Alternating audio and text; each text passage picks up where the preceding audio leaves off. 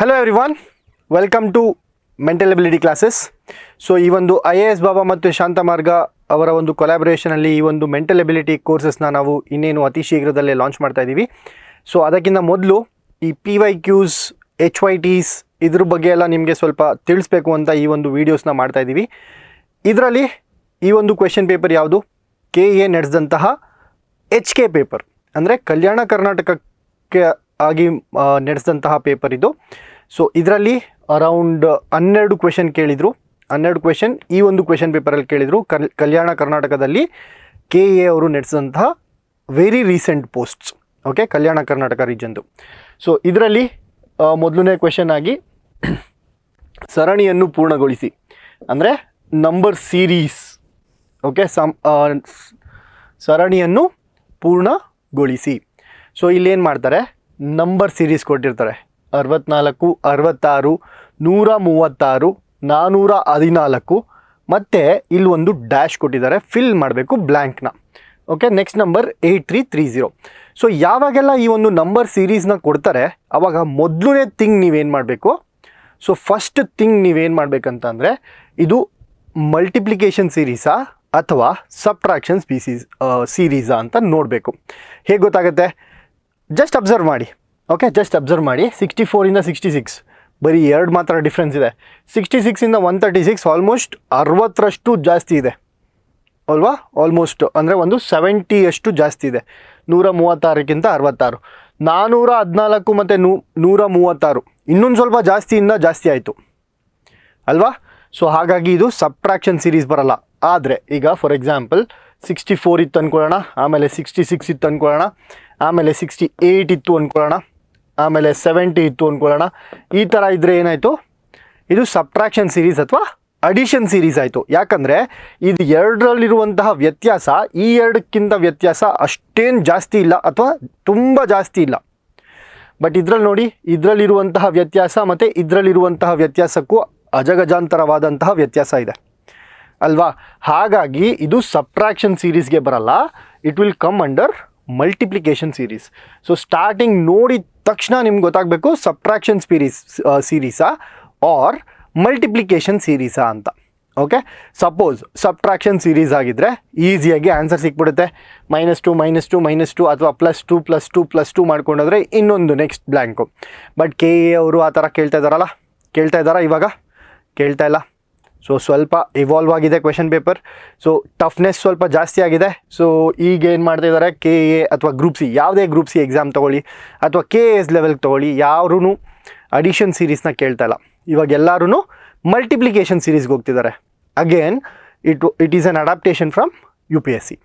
Okay, UPSCಯಲ್ಲಿ subtraction series ಸ್ವಲ್ಪ ಕಮ್ಮಿ, ಮಲ್ಟಿಪ್ಲಿಕೇಶನ್ ಸೀರೀಸ್ ಜಾಸ್ತಿ. ಸೊ ಸೆಂಟ್ರಲ್ ಗೌರ್ಮೆಂಟಲ್ಲಿ ಯಾವ್ಯಾವೆಲ್ಲ ಎಕ್ಸಾಮ್ಸ್ ಆಗುತ್ತಲ್ವಾ, ಸೊ ಆ ಒಂದು ಟ್ರೆಂಡ್ನ ನಮ್ಮ ಕರ್ನಾಟಕ ಎಕ್ಸಾಮ್ಸ್ಗೂ ಇಂಪ್ಲಿಮೆಂಟ್ ಮಾಡ್ತಾ ಇದ್ದಾರೆ. ಸೊ ಈ ಒಂದು ವಿಷಯನ ತಲೆಯಲ್ಲಿ ಇಟ್ಕೋಬೇಕು ನೀವು. ಸೊ ಈ ಒಂದು ಸೀರೀಸ್ ಅವಾಗಲೇ ಹೇಳ್ದಂಗೆ ಏನಾಗುತ್ತೆ, ಮಲ್ಟಿಪ್ಲಿಕೇಶನ್ ಸೀರೀಸ್ ಆಗುತ್ತೆ. ಇಲ್ಲಿ ನೋಡಿ 66 - 64, 66 - 64 ಎಷ್ಟಾಗತ್ತಪ್ಪ? 2 ಆಗುತ್ತೆ. ಓಕೆ, 136 - 66 ಎಷ್ಟಾಗುತ್ತೆ? ಸೊ 66 - 136 ಅಥವಾ 136 - 66 70 ಆಗುತ್ತೆ. ಸೊ 2ಕ್ಕೂ ಮತ್ತು 70ಗೂ ತುಂಬ ವ್ಯತ್ಯಾಸ ಇರೋದ್ರಿಂದ we can conclude that it is a multiplication series ಅಲ್ವಾ? ಯಾವ ಸೀರೀಸ್ ಆಯ್ತಿದು? Multiplication series. ಇವಾಗ ಏನು ಮಾಡಬೇಕಂದ್ರೆ ಯಾವ ರೀತಿಯಲ್ಲಿ ಮಲ್ಟಿಪ್ಲೈ ಆಗಿದೆ ಅಂತ ನಾವು ಹುಡುಕಬೇಕು. ಯಾವ ರೀತಿಯಲ್ಲಿ ಮಲ್ಟಿಪ್ಲೈ ಆಗಿರುತ್ತೆ ಇದು ನೋಡಿ. 64 + 2 × 1 = 66. 66 + 2 × 2 ಮಾಡಿದ್ರೆ ನಮಗೆ ಎಷ್ಟು ಬರುತ್ತೆ? 136 ಬರುತ್ತೆ. ಹೇಗೆ? 66 + 2 ಎಷ್ಟು? 68. 68 × 2, 2 8s are 16, 2 6s are 12, 13. So 68 × 2 ಮಾಡಿದಾಗ 136 ಬಂತು. ಯಾಕೆ ಮಲ್ಟಿಪ್ಲಿಕೇಶನ್ ಸೀರೀಸ್ ಯಾಕಂದರೆ ನಾವು ವಿ ಹ್ಯಾವ್ ಟು ನೋ ಇಲ್ಲಿ ಮಲ್ಟಿಪ್ಲೈ ಮಾಡಬೇಕಾ ಅಡಿಷನ್ ಮಾಡಬೇಕಾ ಅಂತ. ಓಕೆ, ನೆಕ್ಸ್ಟು ಅದೇ 136ಗೆ +2 ಮಾಡಿಬಿಟ್ಟು × 3 ಮಾಡಿದೆ ಅಂದ್ಕೊಳ್ಳಿ, ಎಷ್ಟು ಬಂತು ಆನ್ಸರ್? ಇಲ್ಲಿರುವಂತಹ ನಂಬರ್ ಬರುತ್ತೆ 414. ಓಕೆ, ಹೇಗೆ 136 + 2 ಎಷ್ಟು? 138. 138 into 3. 3 8s are 24. 3 3s are 9 + 2 11. 3 1s are 3 + 1 414 ಆಯಿತು. ಸೊ ಇವಾಗ ನನಗೆ ನೆಕ್ಸ್ಟ್ ನಂಬರ್ ಬೇಕಂದರೆ ನಾನು ಏನು ಮಾಡ್ತೀನಿ? 414 + 2 ಇಂಟು 4 ಮಾಡ್ತೀನಿ. 414 + 2 ಎಷ್ಟಾಗುತ್ತೆ? 416 into 4. 4 6s are 24. 4 1s are 4 + 2 6. ಇಲ್ಲೇ ಬಂತು ಆನ್ಸರ್ 64. ಎಲ್ಲಿದೆ ನೋಡಿ, ಇದೆಲ್ಲೂ ಇಲ್ಲ. ಸೊ ಹಾಗಾಗಿ 64 ಏನಿದೆ ಅದೇ ಆನ್ಸರ್ ಆಗುತ್ತೆ. ಬಟ್ ಇನ್ನೊಂದು ಮಾಡಿ, 4 1s are 4 + 2 ಆಯಿತು, 4 4s are 16. So 16, 64 will be your right answer. Sir, ಈ ಲಾಜಿಕ್ ಹೆಂಗೆ ಗೊತ್ತಾಯ್ತು ಸರ್? 64 + 2 ಮಾಡಿ ಇಂಟು 1 ಮಾಡಬೇಕು, 66 + 2 ಮಾಡಿ ಇಂಟು 2 ಮಾಡಬೇಕು, 136 + 2 ಮಾಡಿಬಿಟ್ಟು ಇಂಟು 3 ಮಾಡಬೇಕು. ಈ ಲಾಜಿಕ್ ಹೇಗೆ ಗೊತ್ತಾಯಿತು? ಹೇಗೆ ಗೊತ್ತಾಗುತ್ತೆ ಅಂತಂದರೆ practice. Number series is always about practice. ನೀವೆಷ್ಟು ಥರದ ಪ್ರಾಬ್ಲಮ್ಸ್ನ ಪ್ರಾಕ್ಟೀಸ್ ಮಾಡ್ತೀರಾ ಅಷ್ಟು ಲಾಜಿಕ್ಸ್ ನಿಮಗೆ ಗೊತ್ತಿರ್ತವೆ. ಓಕೆ, ಪ್ರಾಕ್ಟೀಸ್ ಮಾಡ್ತಾ ಮಾಡ್ತಾ ಮಾಡ್ತಾ ಮಾಡ್ತಾ ಏನಾಗುತ್ತೆ, ಒಂದಲ್ಲ ಒಂದು ಲಾಜಿಕ್. ನಾವು ಇವಾಗ ಏನು ಮಾಡ್ತೀವಿ, ಅಕಸ್ಮಾತ್ ಏನಾದರೂ ಪ್ರಾಕ್ಟೀಸ್ ಮಾಡಿಲ್ಲ ಅಂತಂದಾಗ ಏನು ಮಾಡ್ತೀವಿ? ಅಮ್ಮಮ್ಮ ಅಂದರೆ ಇದೆರಡರದ್ದು ಮೈನಸ್ ಮಾಡ್ತೀವಿ, ಇದೆರಡರದ್ದು ಮೈನಸ್ ಮಾಡ್ತೀವಿ, ಇದೆರಡರದ್ದು ಮೈನಸ್ ಮಾಡ್ತೀವಿ. ಏನು ಲಾಜಿಕ್ ಗೊತ್ತಾಗಿಲ್ಲ, ಬಿಟ್ಬಿಡ್ತೀವಿ. ಬಟ್ ಯಾವಾಗ ನೀವು ಪ್ರಾಕ್ಟೀಸ್ ಮಾಡ್ತೀರಾ ಆವಾಗ ಡಿಫ್ರೆಂಟ್ ಲಾಜಿಕ್ಸ್ನ ನೀವು ಟ್ರೈ ಮಾಡ್ಬೋದು. ಡಿಫ್ರೆಂಟ್ ಲಾಜಿಕ್ಸ್ನ ಟ್ರೈ ಮಾಡಿದಾಗ ಡೆಫಿನೆಟಾಗಿ ವರ್ಕೌಟ್ ಆಗುತ್ತೆ. ಓಕೆ, ಸೊ ಇದರಲ್ಲಿ ಕ್ಲಾಸ್ ಮಾಡಬೇಕಾದ್ರೆ ಯಾವ ರೀತಿಯಲ್ಲಿ, ಯಾವ ಸ್ಟೆಪ್ಸಲ್ಲಿ ಮಾಡಬೇಕು ಈ ಒಂದು ನಂಬರ್ ಸೀರೀಸ್ನ ಅನ್ನೋದನ್ನ ಹೇಳ್ಕೊಡ್ತೀನಿ. ಓಕೆ, ಸೊ ಇವಾಗ ಸದ್ಯಕ್ಕೆ ನೆಕ್ಸ್ಟ್ ಕ್ವೆಶನ್ಗೆ ಹೋಗೋಣ. ನೆಕ್ಸ್ಟ್ ಕ್ವೆಶನ್ ಏನು? Next question ರೀಸ್ನಿಂಗು. ಲಾಸ್ಟ್ ಕ್ಲಾಸಲ್ಲಿ ಕೂಡ ಒಂದು ಪ್ರಾಬ್ಲಮ್ನ ಸಾಲ್ವ್ ಮಾಡಿದೆ. NHK ಅಲ್ಲಿ ಕೂಡ ಬಂದಿತ್ತು, ಕೆ ನಡೆಸಿದಂತಹ NHK ಪೇಪರಲ್ಲಿ ಸಹ ಈ ಒಂದು ಕ್ವೆಶನ್ ಬಂದಿದೆ. ಇದೇ ಥರದ್ದು ಒಂದು ಕ್ವೆಶನ್ ಬಂದಿತ್ತು. ಇದರಲ್ಲೂ ಒಂದು ಕ್ವೆಶನ್ ಬಂದಿದೆ, ರೀಸ್ನಿಂಗು. ಕೋಡಿಂಗ್ ಮತ್ತು ಡಿಕೋಡಿಂಗ್ ಅಂತ ಅಂತೀವಿ. ಕೋಡಿಂಗ್ ಆ್ಯಂಡ್ ಡಿಕೋಡಿಂಗ್ ಇಯರ್ಲಿ ಅನ್ನುವಂಥದ್ದನ್ನ BVZIOB ಅಂತ ಕೋಡ್ ಮಾಡಿದ್ದಾರೆ. ಏನಂತ ಮಾಡಿರ್ತಾರೆ? ಇಯರ್ಲಿ ಅನ್ನುವಂಥದ್ದನ್ನ BVZIOB.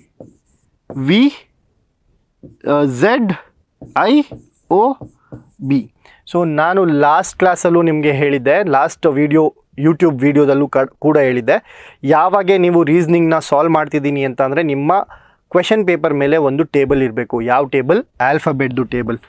ABCDEFGHI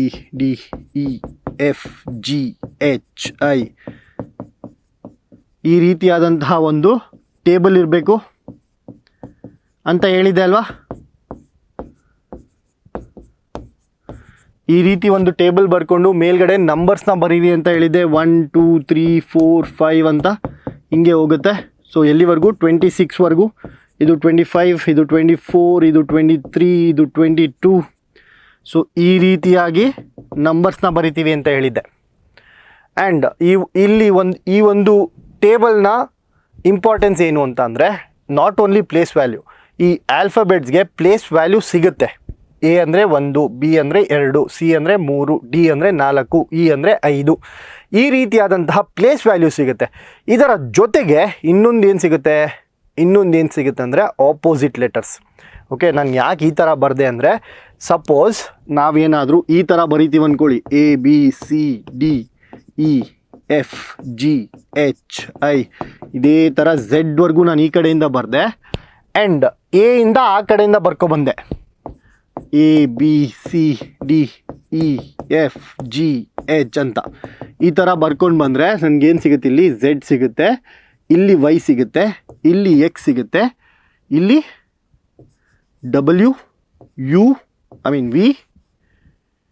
VUT ಈ ರೀತಿಯಾಗಿ ಸಿಗುತ್ತೆ.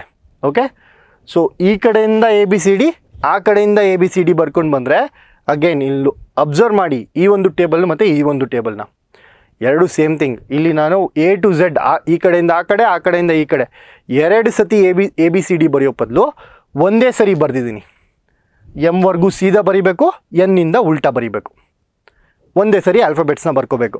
ಸೊ ಇಲ್ಲಿ ಮಾಡೋದ್ರಿಂದ ಎಗೇನು ಆಪೋಸಿಟ್ಟು ಝೆಡ್ಡು, ಬಿಗೇನು ಆಪೋಸಿಟ್ಟು ವೈ, ಸಿಗೆ ಆಪೋಸಿಟ್ ಏನು ಎಕ್ಸ್, ಡಿಗೆ ಆಪೋಸಿಟ್ ಯಾವುದು ಡಬ್ಲ್ಯೂ, ಇಗೆ ಆಪೋಸಿಟ್ ಯಾವುದು ವಿ, ಎಫ್ಗೆ ಆಪೋಸಿಟ್ ಏನು U, G opposite T. So ಇದನ್ನು ನೀವು ನೆನ್ಪಿಟ್ಕೋಬೇಕು. ಆ್ಯಕ್ಚುಲಿ ರೀಸ್ನಿಂಗ್ ಮಾಡೋದಕ್ಕೆ ನೆನ್ಪಿಟ್ಕೋಬೇಕು. ಎ ಟು ಝೆಡ್ ಅಂತೀವಿ ಅಲ್ವಾ, ಆಲ್ಫಾಬೆಟ್ನ ಎ ಟು ಝೆಡ್ ಅಂತೀವಲ್ವಾ. ಸೊ ಎಗೆ ಆಪೋಸಿಟ್ ಯಾವುದು ಝೆಡ್, ಬಿ ವೈ ಬೈ ಅಂತೀವಿ, ಬೈ ಅಂತ ನೆನ್ಪಿಟ್ಕೋಬೇಕು. ಬಿಗೆ ಆಪೋಸಿಟ್ ಏನು ವೈ. ಆಮೇಲೆ ಸಿ ಮತ್ತು X, C X, D W, E V electric vehicle ಕೇಳಿದ್ದೀರಾ. ಸೊ ಇ ವಿ ಅಂತೀವಲ್ವಾ, ಇ ವಿ ಅಂದರೆ ಏನು ಎಲೆಕ್ಟ್ರಿಕ್ ವೆಹಿಕಲ್. ಈಗ ಆಪೋಸಿಟ್ ಏನು ವಿ, ಎಫ್ ಯು. ಓಕೆ, ಯಾವ ರೀತಿ ಆದರೂ ನೆನ್ಪಿಟ್ಕೋಬೋದು. ಜಿ ಟಿ, ಎಲ್ಲರೂ G T A Y C T ಅಂತೂ ಆಡಿರ್ತೀರಾ. ಓಕೆ, ಸೊ ಜಿಗೆ ಆಪೋಸಿಟ್ ಏನಾಗುತ್ತೆ ಟಿ ಆಗುತ್ತೆ. ಈ ರೀತಿಯಾಗಿ ಏನಾದರೂ ಒಂದು ಕೋಡ್ ಇಟ್ಕೊಂಡು ಯಾವ ಲೆಟರ್ಗೆ ಯಾವ್ದು ಆಪೋಸಿಟ್ ಅಂತ ನೋಡಿದ್ರೇ ಗೊತ್ತಾಗೋ ಥರ ಇರಬೇಕು. ಸೊ ಹಂಗೆ ಮಾಡಿದಾಗ ನಿಮಗೆ ಇದನ್ನು ಎಷ್ಟು ಸೆಕೆಂಡಲ್ಲಿ ಸಾಲ್ವ್ ಮಾಡ್ಬೋದು, 2 to 3 ಸೆಕೆಂಡ್ಸಲ್ಲಿ ಸಾಲ್ವ್ ಮಾಡ್ಬೋದು. ಹೇಗೆ, ವೈ ಆಪೋಸಿಟ್ ನೋಡಿ ಬೈ ಅಂತ ಹೇಳ್ದೆ ಅಲ್ವಾ, ಬಿ ವೈ ಆಪೋಸಿಟ್ ಬಿ, ಇಗೆ ಆಪೋಸಿಟ್ ವಿ, ಆರ್ ಎಗೆ ಆಪೋಸಿಟ್ ಝೆಡ್, ಆರ್ಗೆ opposite I R. International relations ಓದಿರ್ತೀರಾ ಜಿ ಕೆಯಲ್ಲಿ, ಇಂಟರ್ನ್ಯಾಷನಲ್ ರಿಲೇಷನ್ಸ್. ಸೊ ಐಗೆ ಆಪೋಸಿಟ್ ಏನಾಗುತ್ತೆ ಆರ್ ಆಗುತ್ತೆ. ಎಲ್ಗೆ ಆಪೋಸಿಟ್ ಏನು ಓ, ಯಾರನ್ನಾದರೂ ಕರಿಬೇಕಂದ್ರೆ ಲೋ ಅಂತೀವಲ್ವಾ, ಎಲ್ಗೆ ಆಪೋಸಿಟ್ ಏನು ಓ. ನೆಕ್ಸ್ಟು ವೈಗೆ opposite B, B opposite Y, by ಅಂತ ಅಂದಿಲ್ವಾ, ಆ ಥರ ನೆನ್ಪಿಟ್ಕೋಬೇಕು ನೀವು. ಸೊ ಇದನ್ನು ಇವಾಗ ಇಯರ್ಲಿ ಏನಂತ ಗೊತ್ತಾಯ್ತಲ್ವಾ, ಕೋಡಿಂಗು ಯಾವ ರೀತಿಯಲ್ಲಿ ಕೋಡ್ ಮಾಡಿದ್ದಾರೆ, ಅದರ ಆಪೋಸಿಟ್ ಲೆಟರ್ಸ್ನ ಕೊಟ್ಟಿದ್ದಾರೆ. ಸೊ ಇವಾಗ ಆ್ಯನ್ಯುವಲ್ಗೆ ಆಪೋಸಿಟ್ ಲೆಟರ್ಸ್ ಯಾವುದಾಗುತ್ತೆ, A N N U A L. So ಎಲ್ಲದಕ್ಕೂ ಆಪೋಸಿಟ್ ಲೆಟರ್ಸ್ನ ಬರಿಬೇಕು. ಎಗೆ ಆಪೋಸಿಟ್ ಏನಾಗುತ್ತೆ ಝೆಡ್ ಆಗುತ್ತೆ, ಎನ್ಗೆ ಆಪೋಸಿಟ್ ಏನಾಗುತ್ತೆ ಎಮ್ ಆಗುತ್ತೆ, ಎನ್ಗೆ ಆಪೋಸಿಟ್ ಅಗೈನ್ ಎಮ್. ಸೊ ಒಂದು ಸರಿ ಆಪ್ಷನ್ಸ್ ಕಡೆನೂ ಕಣ್ಣಾಡಿಸಿ, ಎಲ್ಲನೂ ಮಾಡೋದಲ್ಲ. ಝೆಡ್ ಯಾವುದ್ರಲ್ಲಿದೆ 3ರಲ್ಲಿದೆ, ಒಂದು ಹೋಯ್ತು. ನೆಕ್ಸ್ಟು ಎಮ್ ಮತ್ತು ಎಮ್ ಬರಬೇಕು. ಇಲ್ಲಿ ಎನ್ ಮತ್ತು ಎನ್ ಇದೆ ರಾಂಗು, ಇಲ್ಲಿ ನೋಡಿ ಎಫ್ ಎಮ್ ಇದೆ ರಾಂಗು. ಸೊ ಆನ್ಸರ್ ಏನು ಆಪ್ಷನ್ 3. ಈ ರೀತಿಯಾಗಿ ಸಾಲ್ವ್ ಮಾಡಬೇಕು. ಓಕೆ, ಯುಗೆ ಆಪೋಸಿಟ್ ಏನು ಎಫ್, ಆವಾಗಲೇ ಹೇಳಿದೆ F U. Okay, U opposite ಏನು ಎಫ್, ಎ ಆಪೋಸಿಟ್ ಏನು ಝೆಡ್, ಎಲ್ ಆಪೋಸಿಟ್ ಏನು ಓ, ಲೋ, ಎಲ್ ಓ.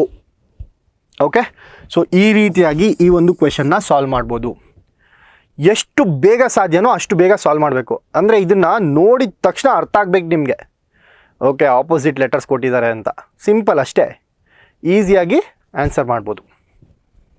ನೆಕ್ಸ್ಟ್ ಕ್ವೆಶನ್ಗೆ ಹೋಗೋಣ. ಸೊ ನೆಕ್ಸ್ಟ್ ಕ್ವೆಶನ್ ಏನಿದೆ, ದೀಪಕ್ ಮತ್ತು ವಿನೋದ್ ರವರ ವೇಗಗಳು, ದೀಪಕ್ ಮತ್ತು ವಿನೋದ್ ರವರ ವೇಗಗಳ ಅನುಪಾತವು ರೇಷಿಯೋ ಮೆಥಡಲ್ಲಿ ಕೊಟ್ಟಿದ್ದಾರೆ. ಆಯಿತಾ, ತುಂಬ ಸಿಂಪಲ್ ಪ್ರಾಬ್ಲಮ್ಮು, 3 ಸೆಕೆಂಡ್ಸಲ್ಲಿ ಆನ್ಸರ್ ಮಾಡಬೇಕು. ಹೇಗೆ, ಫಸ್ಟು ಕ್ವೆಶನ್ ಓದಿ ಆಮೇಲೆ ಹೇಳ್ಕೊಡ್ತೀನಿ. ದೀಪಕ್ ಮತ್ತು ವಿನೋದ್ ರವರ ವೇಗಗಳ ಅನುಪಾತವು ಕ್ರಮವಾಗಿ 19:12 ಆಗಿದೆ. ಸೊ 19:12 ಯಾರ್ದು,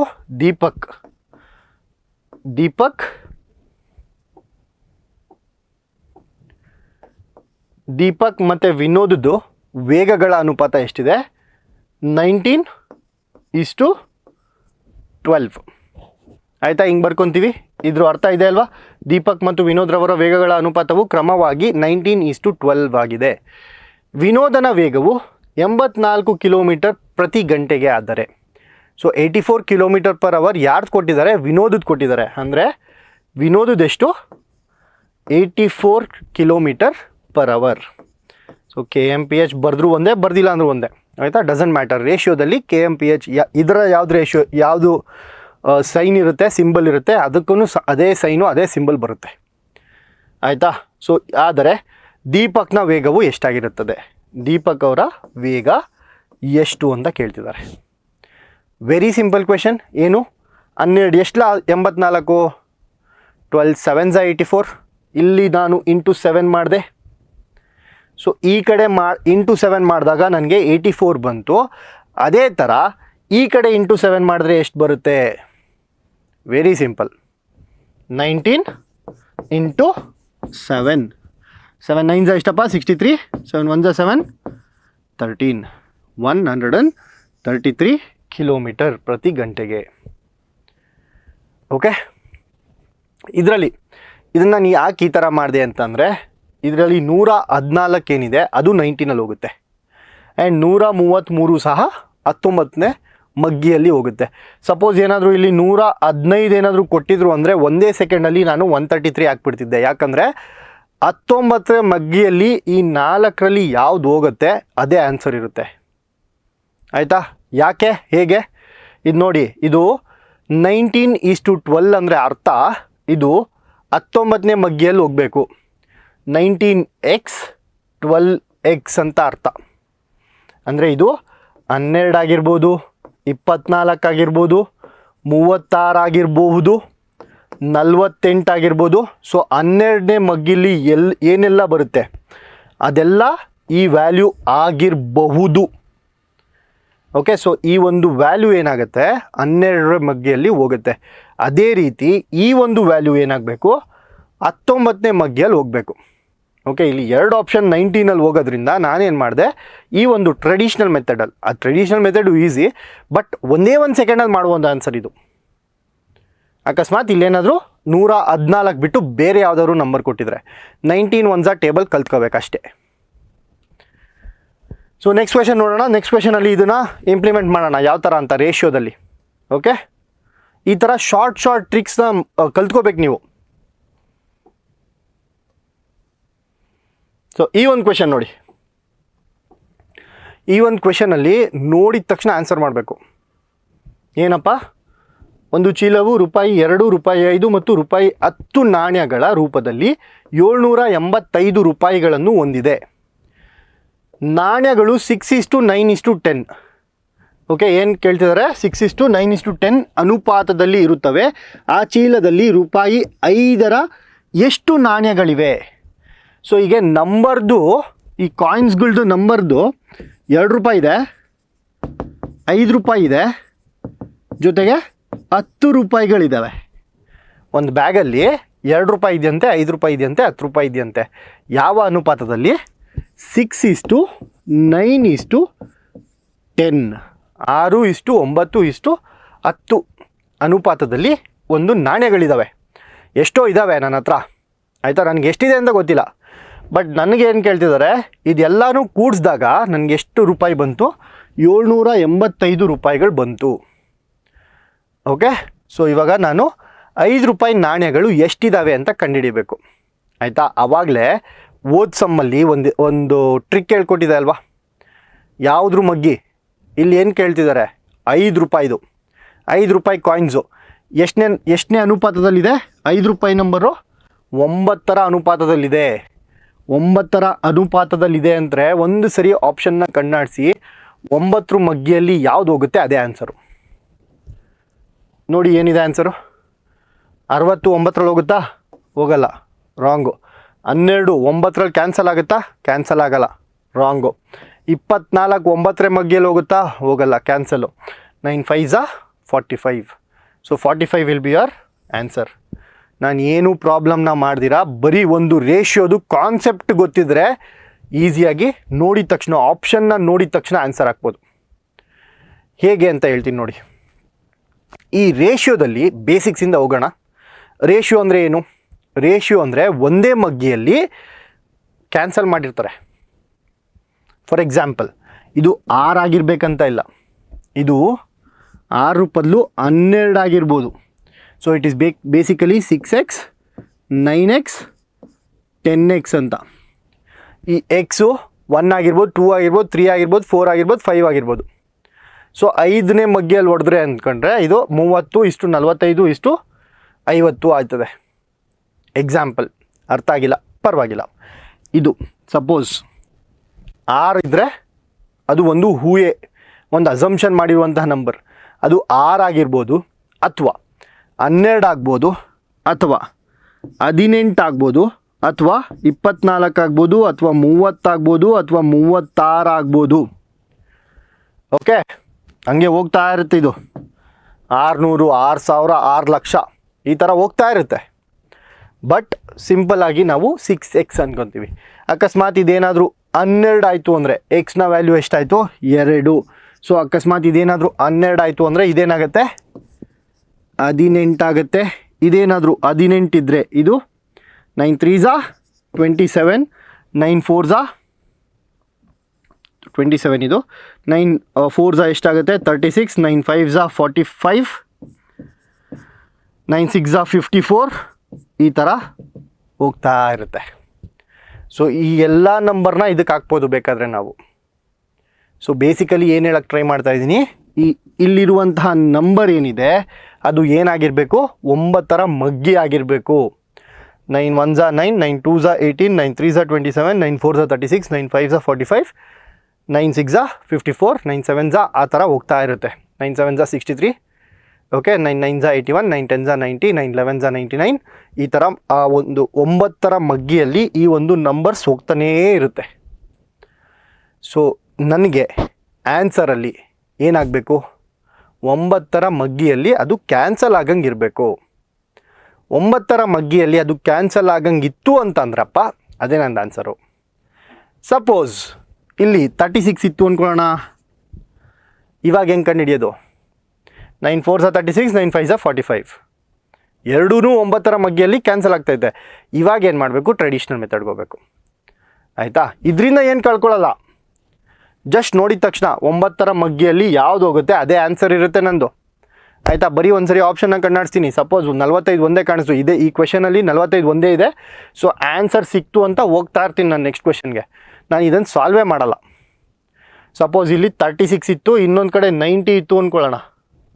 ಸೊ 3 ಆಪ್ಷನ್ ಏನಾಗುತ್ತೆ? ಮಲ್ಟಿಪ್ಲಿಕೇಶನ್ನು, ನಾವು 9ರಿಂದ ಮಲ್ಟಿಪ್ಲೈ ಆಗೋವಂಥದ್ದಿರುತ್ತೆ. ಸೊ ಆವಾಗ ಟ್ರೆಡಿಷ್ನಲ್ ಅಪ್ರೋಚ್ನ ಫಾಲೋ ಮಾಡೋಣ. ಯಾವ ರೀತಿ ಮಾಡಬೇಕು ಹೇಳ್ಕೊಡ್ತೀನಿ. ಸೊ ಈಗ 2 ರೂಪಾಯಿದು ನನ್ನ ಹತ್ರ 6ರ ಮಲ್ಟಿಪ್ಲಿಕೇಶನ್ ನಂಬರಲ್ಲಿ ಒಂದು ಇಷ್ಟು ನಾಣ್ಯಗಳು ಅಂತ ಇದ್ದಾವೆ. ಅದು 6 ಆಗಿರ್ಬೋದು ಅಥವಾ 12 ಆಗಿರ್ಬೋದು ಅಥವಾ 18 ಆಗಿರ್ಬೋದು, ಈ ಎಲ್ಲ ನಂಬರ್ಗಳಾಗಿರ್ಬೋದು. ನನಗೆ ಎಷ್ಟಂತ ಗೊತ್ತಿಲ್ಲ. ಆದರೆ ನನಗೆ ಒಂದು ಕಾಯಿನ್ ಇದ್ದರೆ, ಸಪೋಸ್ ನನ್ನ ಹತ್ರ ಇದು ಒಂದು ಕಾಯಿನ್ ಇರುತ್ತೆ ಅಂದ್ಕೊಳ್ಳೋಣ. ಒಂದು ಕಾಯಿನ್ ಇತ್ತು ಅಂದರೆ ನನ್ನ ಹತ್ರ ಎಷ್ಟು ರೂಪಾಯಿ ಇರುತ್ತೆ? ಒಂದು ಕಾಯಿನ್ ಇತ್ತು ಅಂದರೆ 2 ರೂಪಾಯಿ ಇರುತ್ತೆ. 2 ಕಾಯಿನ್ ಇತ್ತು ಅಂದರೆ 4 ರೂಪಾಯಿ ಇರುತ್ತೆ. 3 ಕಾಯಿನ್ ಇತ್ತು ಅಂದರೆ ನನ್ನ ಹತ್ರ ಎಷ್ಟಿರುತ್ತೆ? 6 ರೂಪಾಯಿಗಳಿರ್ತವೆ ಅಲ್ವಾ? ಇದೇ ರೀತಿಯಲ್ಲಿ 6x ಕಾಯಿನ್ಸ್ ಇತ್ತು ಅಂದರೆ ನನಗೆ ಎಷ್ಟು ರೂಪಾಯಿ ಆಗುತ್ತೆ?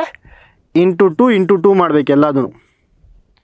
ಇದೂ ಇಂಟು 2 ಮಾಡಿದಾಗ 12x ಆಗುತ್ತೆ. ಓಕೆ, ಇದು 2 ರೂಪಾಯಿಗಳು. ನೆಕ್ಸ್ಟು 5 ರೂಪಾಯಿ ತಗೊಳ್ಳೋಣ. 5 ರೂಪಾಯಿ ತಗೊಂಡಾಗ ನನ್ನ ಹತ್ರ ಒಂದು ಕಾಯಿನ್ ಇತ್ತು ಅಂದರೆ 5 ರೂಪಾಯಿ ಇರುತ್ತೆ. 2 ಕಾಯಿನ್ ಇತ್ತು ಅಂದರೆ 10 ರೂಪಾಯಿ ಆಗುತ್ತೆ. 3 ಕಾಯಿನ್ ಇತ್ತು ಅಂದರೆ 30 ರೂಪಾಯಿ ಆಗುತ್ತೆ. 15 ರೂಪಾಯಿ ಆಗುತ್ತೆ. 5 ರೂಪಾಯಿ ಅಲ್ವಾ? ಸೊ 15 ರೂಪಾಯಿಗಳಾಗುತ್ತೆ. ಇದೇ ರೀತಿಯಲ್ಲಿ 9x ಇತ್ತು ಅಂದರೆ ಇಂಟು 5 ಮಾಡಬೇಕಷ್ಟೆ. 9x ಇತ್ತು ಅಂದರೆ ಎಷ್ಟು ರೂಪಾಯಿಗಳಿರುತ್ತೆ? 9 5s 45x ರುಪೀಸ್ ಇರುತ್ತೆ. ಓಕೆ, ಇದು 12x ರುಪೀಸ್. ನೆಕ್ಸ್ಟ್ ಕಾಯಿನ್ಸ್ ಏನಿದೆ ಇರೇಸ್ ಮಾಡ್ತೀನಿ ಇದನ್ನು. ಸೊ ನೆಕ್ಸ್ಟ್ ಕಾಯಿನ್ಸ್ ಏನು? 10 ರೂಪಾಯಿ ಕಾಯಿನ್ಗಳು. ಈ 10 ರೂಪಾಯಿ ಕಾಯಿನು 10 ರುಪೀಸ್ ಅವು ಎಷ್ಟು ಕಾಯಿನ್ಸ್ ಇದ್ದಾವೆ? 10 ರುಪೀಸ್ ಅಕಸ್ಮಾತ್ ನನ್ನ ಹತ್ರ ಒಂದು ಕಾಯಿನ್ ಇದ್ದರೆ 10 ರೂಪಾಯಿ ಆಗುತ್ತೆ. 2 ಕಾಯಿನ್ ಇತ್ತು ಅಂದರೆ 20 ರೂಪಾಯಿಗಳಾಗುತ್ತೆ. 3 ಕಾಯಿನ್ ಇತ್ತು ಅಂದರೆ 30 ರೂಪಾಯಿಗಳಾಗುತ್ತೆ. ಇದೇ ರೀತಿಯಲ್ಲಿ 10x 10ರ ಪಟ್ಟು ಒಂದು ಕಾಯಿನ್ ಇದೆ, 10 ರೂಪಾಯಿ ಕಾಯಿನ್ ಇತ್ತು ಅಂದರೆ ಎಷ್ಟು ರೂಪಾಯಿ ಆಯಿತು ನನ್ನ ಹತ್ರ? ಇಂಟು 10 ಮಾಡಬೇಕೆಲ್ಲನೂ ಅಲ್ವಾ? 3 ಕಾಯಿನ್ ಇತ್ತು ಅಂದರೆ 3 ಇಂಟು 10 30 ರುಪೀಸ್. 10x ಇತ್ತು ಅಂದರೆ ಇಂಟು 10, ಸೊ ಎಷ್ಟಾಗುತ್ತೆ? 100x rupees. ಓಕೆ, ಸೊ ಇದಿಷ್ಟು ಬಂತು ನನಗೆ. ಏನು? 6x 2 ರೂಪಾಯಲ್ಲಿ ನನಗೆ 12x ರುಪೀಸ್ ಸಿಗುತ್ತೆ. 9xಲ್ಲಿ ನನಗೆ 45x ರೂಪೀಸ್ ಸಿಗುತ್ತೆ. 10xಲ್ಲಿ ನನಗೆ 100x ರೂಪೀಸ್ ಸಿಗುತ್ತೆ. ಇದನ್ನೆಲ್ಲನೂ ಕೂಡಿಸಿದಾಗ ನನಗೆ ಎಷ್ಟು ರೂಪಾಯಿ ಬರಬೇಕು? 785 ರೂಪಾಯಿಗಳು ಬರಬೇಕು. ಹೇಗೆ ಕೂಡಿಸ್ತೀವಿ? 12x plus 45x plus 100x is equal to ಎಷ್ಟಾಗತ್ತೆ? 785. ಆಯಿತಾ? ಸಿಂಪಲ್. ಇವಾಗ ಇದನ್ನು ಕೂಡಿಸ್ತೀನಿ. ಇಲ್ಲಿ ನನಗೆ 100 ಎಕ್ಸ್ಗಳಿದ್ದಾವೆ, ಇದರಲ್ಲಿ ನನಗೆ 45 ಎಕ್ಸ್ಗಳಿದ್ದಾವೆ, ಇದರಲ್ಲಿ 12 ಎಕ್ಸ್ಗಳಿದ್ದಾವೆ. ಸೊ 100 ಪ್ಲಸ್ 45 ಪ್ಲಸ್ 12 ಎಷ್ಟಾಯಿತು? 100, 145, 155, 157. So 157x is equal to 785 ಆಯಿತು. ಸಿಂಪಲ್. ಇಲ್ಲಿವರೆಗೂ ಅರ್ಥ ಆಯ್ತಾ? ಸೊ ಇದಾದ ಮೇಲೆ 157x ಈಸ್ ಈಕ್ವಲ್ ಟು 785 ಆಯ್ತಲ್ವಾ? ಇದನ್ನು ಯಾವ ಥರ ಕ್ಯಾನ್ಸಲ್ ಮಾಡೋಣ? 157 ಅವಿಭಾಜ್ಯ ಸಂಖ್ಯೆ. ಯಾವುದೇ ಟೇಬಲಲ್ಲಿ ಮಾಡಿದ್ರೂ ನಿಮಗೆ ಸಿಗಲ್ಲ, ಆನ್ಸರ್ ಸಿಗಲ್ಲ. ಯಾವುದೇ ಟೇಬಲಲ್ಲಿ ಯಾವುದರ ಮಗ್ಗಿಯಲ್ಲೂ ಸಹ ಇದು ಕ್ಯಾನ್ಸಲ್ ಆಗಲ್ಲ. ಹಾಗಾದರೆ ಏನು ಮಾಡಬೇಕು?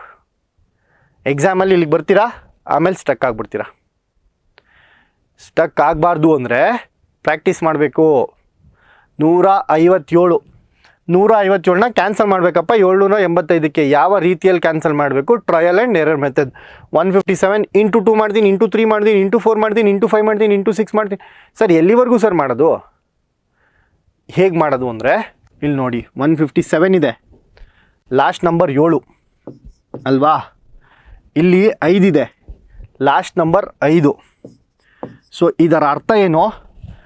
ಈ ನಂಬರ್ಗೆ ಯಾವುದೋ ಒಂದು ಗುಣಿಸಿದಾಗ, ಯಾವುದಾದ್ರೂ ಒಂದು ನಂಬರ್ನ ಮಲ್ಟಿಪ್ಲಿಕೇಶನ್ ಮಾಡಿದಾಗ ನನಗೆ ಲಾಸ್ಟ್ ನಂಬರ್ 5 ಬರಬೇಕು.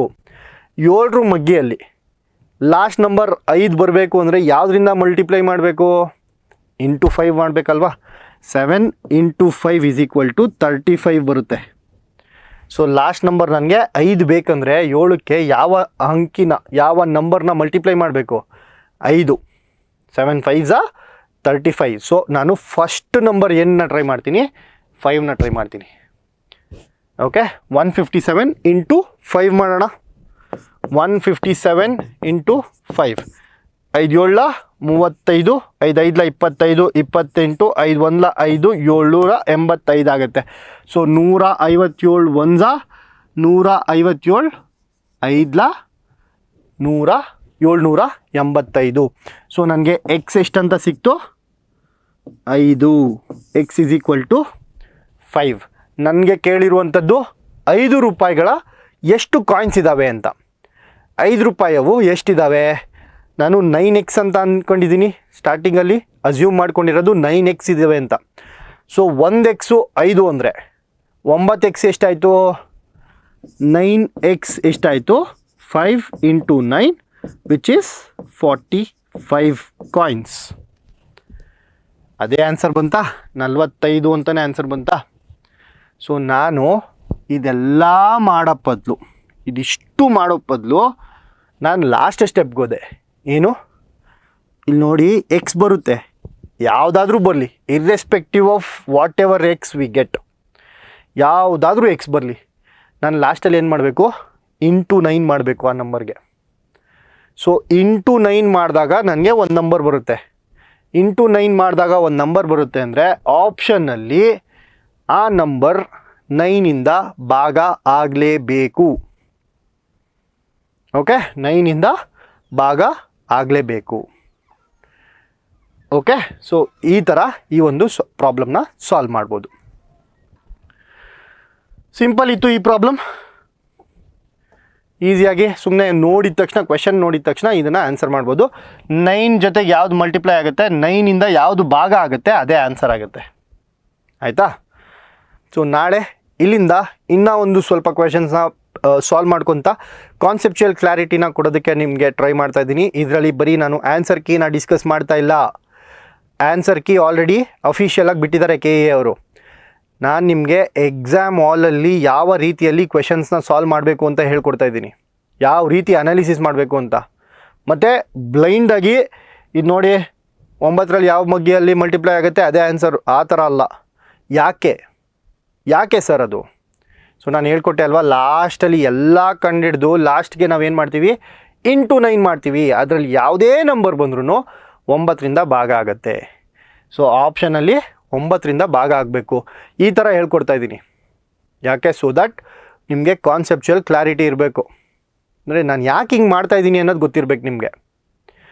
ಇದರ ಜೊತೆಗೆ ಕಾನ್ಸೆಪ್ಚುಯಲ್ ಕ್ಲಾರಿಟಿ ಜೊತೆಗೆ ಇನ್ನೊಂದು ಏನು ಮಾಡಬೇಕು, ಪ್ರಾಕ್ಟೀಸ್.